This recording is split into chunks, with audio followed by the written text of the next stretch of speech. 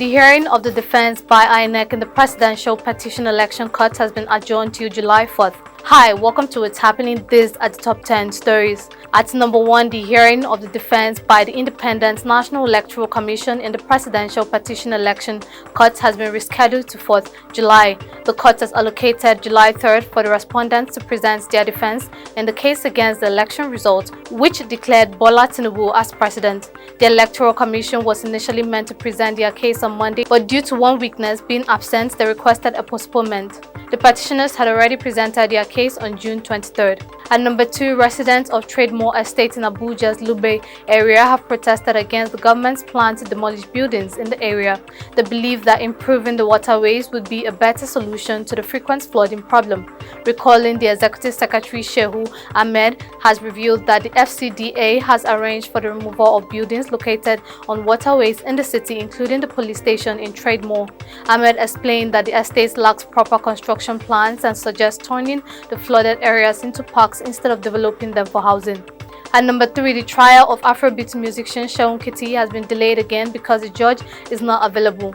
The trial will now take place on September 27, 2023. Seun Kuti is accused of assaulting a police officer according to the Nigerian Criminal Code Act. The police were acting as both the complainant and the prosecutor in the case, but the judge has requested guidance from the Director of Public Prosecutions. The trial was initially postponed till July 3, 2023 to wait for his guidance. At number 4, the National Industrial Court has ordered the Police Service Commission to pay retired Assistant Inspector General Joseph Mbu 40 million naira in compensation. The court deemed Mbu's retirement before the age of 60 to be illegal and declared him still an officer until his 60th birthday.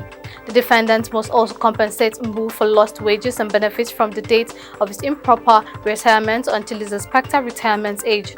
The court imposed a 750,000 naira penalty on the defendant and warned of a 10% annual interest if the order is not followed within 30 days.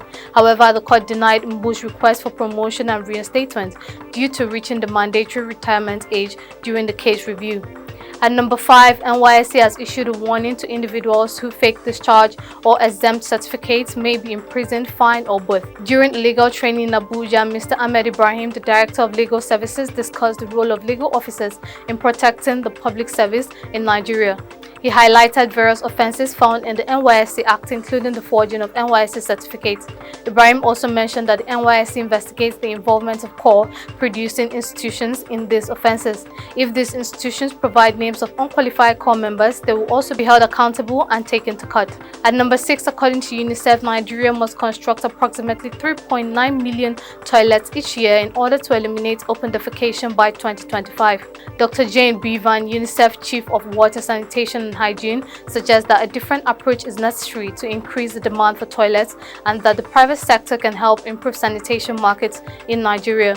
In 2021, WASH National Outcome Routine Mapping reveals that 48 million Nigerians practice open defecation, while 95 million lack access to basic sanitation services. At number 7, President Bola Tinubu on Monday had a meeting with top officials from Shell Petroleum Development Company and the Nigerian National Petroleum Corporation Limited. The meeting held at the State House in Abuja. The Shell delegation is led by Ms. Zoe Yunovic, Global Upstream Director, and includes notable individuals such as Mr. Peter Costello, Mr. Osagie Okumbo, and Mr. Madi Jong.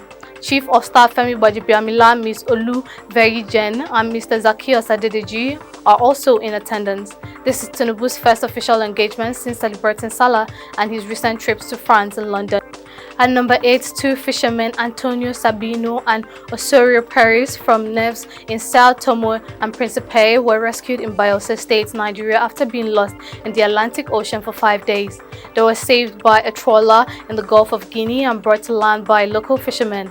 The fishermen were then taken to Okwama Divisional Police Headquarters, where they were given food and clothing before being handed over to the police. The Bayelsa State Police Command has confirmed the rescue of the 2 fishermen from Sao Tome and Principe, who were found 50 nautical miles off the Atlantic Ocean on July 2, 2023.